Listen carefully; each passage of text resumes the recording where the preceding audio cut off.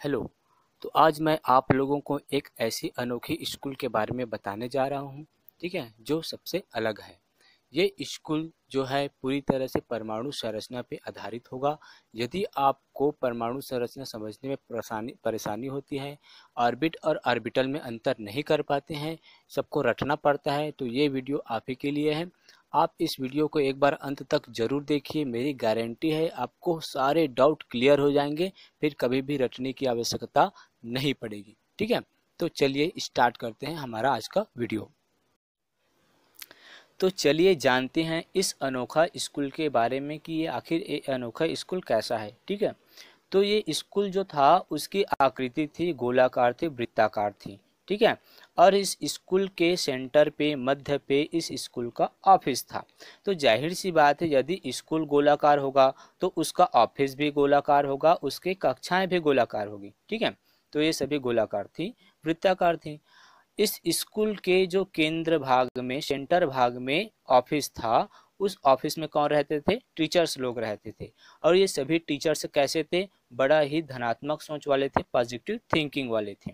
ठीक है, और जो स्टूडेंट थे ना, वो बड़े शरारती होते थे, है ना, बदमाश थे, तो उन लोग को हम क्या बोल सकते हैं कि वो निगेटिव थिंकिंग वाले थे।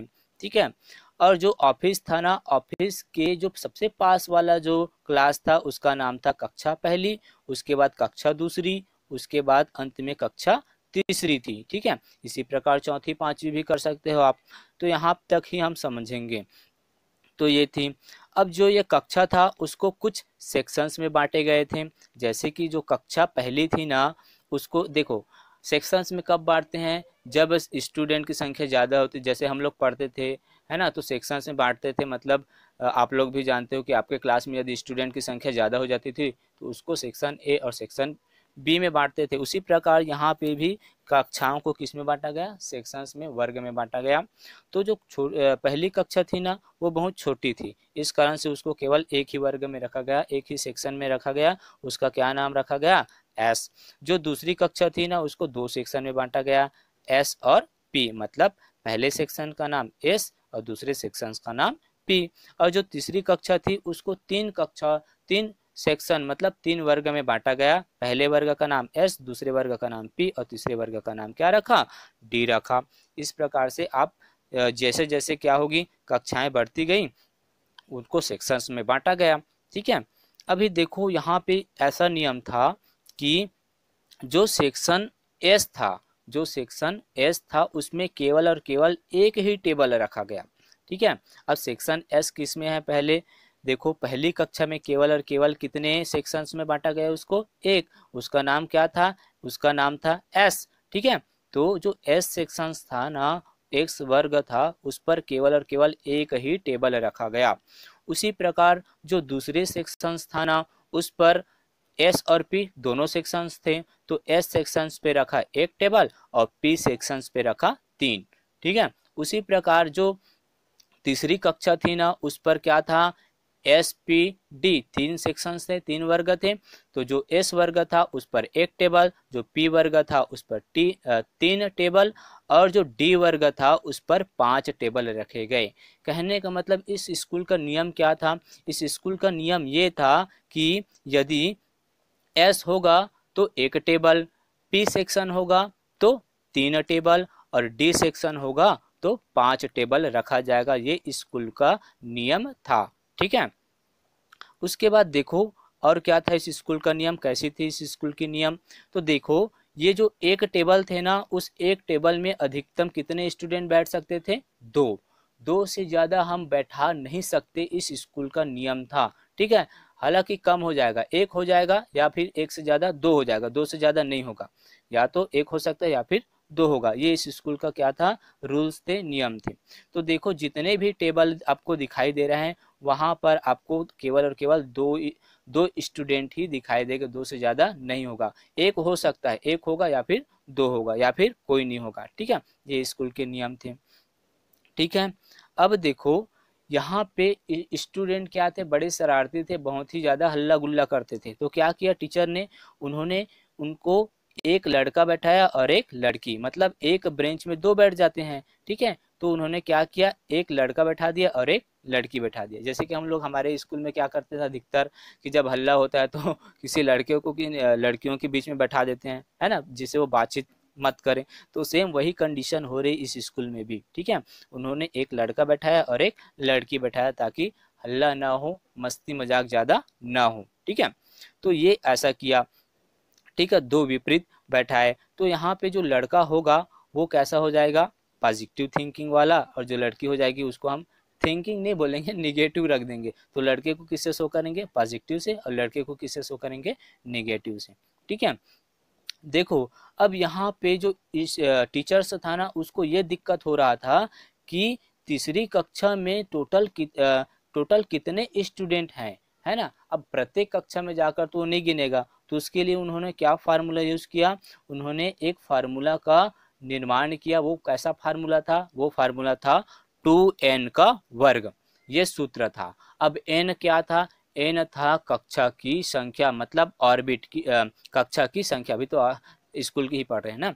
तो n क्या था, कक्षा की संख्या था। यदि मेरे को ज्ञात करना है तीसरी कक्षा में टोटल कितने स्टूडेंट, तो मैं क्या करूंगा, मैं करूंगा 2 इंटू एन की जगह रखूंगा 3, और वर्ग लगा ना, स्क्वायर लगा तो वर्ग, तो 3 का वर्ग मतलब 3 त्रिक 9, और 9 9 गुणित 2 मतलब 9 दूनी 18। कहने का मतलब जो तीसरी कक्षा होगी उसमें टोटल कितने स्टूडेंट हो जाएंगे, टोटल 18। आप गिन लो, ये देखो 2 2 4 2 6 2 8 2 10 2 12 2 14 2 16 2 18। तो ये बढ़िया ट्रिक थी इसने, है ना। तो जो टीचर था वो इस प्रकार से बड़ी बड़ी कक्षाओं के कितने स्टूडेंट हैं वहाँ टोटल उसको ज्ञात कर सकता था इस सूत्र के माध्यम से। कौन सा सूत्र था, 2n का वर्ग था, ठीक है।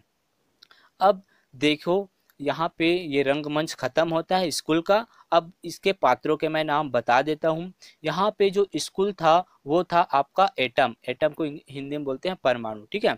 स्कूल क्या था, एटम। यहाँ पे जो ऑफिस था वो था न्यूक्लियस, न्यूक्लियस जानते हो ना, नाभिक के सेंटर में, नाभिक के केंद्र में जो रहता है उसको क्या बोलते हैं, सॉरी नाभिक बोल दिया, सॉरी सॉरी, जो परमाणु होता है, तो परमाणु के केंद्र में जो पाया जाता है उसको क्या बोलते हैं, नाभिक बोलते हैं, न्यूक्लियस बोलते हैं, ठीक है। यहाँ पे जो टीचर्स थे वो किसकी भूमिका निभा रहे थे, वो प्रोटॉन की भूमिका निभा रहे थे। प्रोटॉन को पी पॉजिटिव से शो किया जाता है। यहाँ पे जो कक्षाएं थी, क्लास थी, वो क्या थे, वो थे ऑर्बिट। ऑर्बिट को हिंदी में बोला जाता है कोश या कक्षा। देखो इनके अनेक नाम हैं, ऑर्बिट भी बोल सकते हो, कोश भी बोल सकते हो, इसको कक्षा भी बोल सकते हो। तो आपको कन्फ्यूजन नहीं होना है, ठीक है, कन्फ्यूजन बिल्कुल नहीं होना है आपको, क्योंकि आपको पता होना चाहिए शक्तिमान ही क्या होता है, गंगाधर, गंगाधर ही क्या है, शक्तिमान है, ठीक है। तो मैं मजाक कर रहा हूँ, आपको पता होना चाहिए कि ऑर्बिट, कोश, कक्षा सभी क्या है, एक है। तो देखो सेक्शन, तो जो सेक्शंस में बांटे गए थे ना वो क्या थे, आपके ब्लॉक थे। जैसे कि block S block, P block, D block, F block. आपको पता है ना एस ब्लॉक में कितने इलेक्ट्रॉन आते हैं, एस ब्लॉक में 2 इलेक्ट्रॉन आते हैं और एक ऑर्बिट होता है, ऑर्बिटल होता है, एक ऑर्बिटल होता है ना, एक कक्षक होता है। तो एस ब्लॉक में एक ऑर्बिटल, पी ब्लॉक में 3 ऑर्बिटल, डी ब्लॉक में 5 ऑर्बिटल, और एफ ब्लॉक में आता है आपका 7 ऑर्बिटल, ठीक है। और प्रत्येक ऑर्बिटल में कितने इलेक्ट्रॉन होते हैं, प्रत्येक ऑर्बिटल में इलेक्ट्रॉनों की संख्या होती है 2। और यहाँ पे जो टेबल रखा था ना, वो टेबल किसको शो कर रहा था, ऑर्बिटल की संख्या को, ऑर्बिटल मतलब कक्षक की संख्या, ठीक है। और आपको तो पता है एसपीडीएफ, है ना, एस में कितने टेबल रखे गए थे, एस में टेबल रखे गए थे 1, पी में कितने टेबल रखे गए थे, पी में रखे गए थे 3। तो पता है ना कि एस में कितने ऑर्बिटल आते हैं, एस में ऑर्बिटल की संख्या होती है 1, पी में 3, डी में 5, एफ में 7, वही है, ठीक है। अब देखो स्टूडेंट की संख्या, तो यहाँ पे जो स्टूडेंट था वो भूमिका निभा रहे थे इलेक्ट्रॉन की। स्टूडेंट किसकी भूमिका निभा रहे थे, इलेक्ट्रॉन की। इलेक्ट्रॉन को ई नेगेटिव से शो किया जाता है, ठीक है। और ये जो स्टूडेंट होते हैं ना वो पूरे क्लास के चक्कर लगाते रहते हैं, ठीक है। तो चक्कर लगाते रहते हैं कहाँ, है ना। तो ये स्टूडेंट क्या करते हैं, इस पूरे स्कूल की परिक्रमा करता रहता है। जैसे कि परमाणु में, आप इसको आप परमाणु मान लो, परमाणु में क्या करते हैं, परमाणु में इलेक्ट्रॉन जो है नाभिक के क्या करते रहते हैं, इर्द गिर्द चक्कर लगाता रहता है। तो अगर अब आप इस वीडियो को एक बार रिवाइज कीजिए, फिर से देखिए, अब इमेजिन कीजिए परमाणु के रूप में, तो आपको ये बिल्कुल परमाणु की संरचना बिल्कुल भी रटने की आवश्यकता नहीं पड़ेगी, कॉन्सेप्ट क्लियर हो जाएगा आपका, ठीक है। फिर आप कोई भी टॉपिक, चाहे वो ऑर्बिट की हो या ऑर्बिटल की हो, परमाणु की संरचना की हो, इलेक्ट्रॉन की संरचना की हो, कैसा भी टॉपिक हो, आपका बिल्कुल बेसिक कॉन्सेप्ट क्लियर हो जाएगा। तो इस वीडियो को अगर आपको अच्छा लगा है, यूजफुल लगा, तो लाइक करें दोस्तों, शेयर करें अपने फ्रेंड्स के साथ। और यदि मेरे चैनल पे नए हैं, सब्सक्राइब नहीं किए हैं, तो प्लीज़ सब्सक्राइब करें। अगर कुछ त्रुटि होता है, कुछ कमी है, तो प्लीज़ कमेंट में बताएं, ताकि मैं आने वाले नेक्स्ट वीडियो में उसको मैं सुधार सकूं। तो थैंक्स दोस्तों, इसको देखने के लिए, अपना कीमती समय देने के लिए।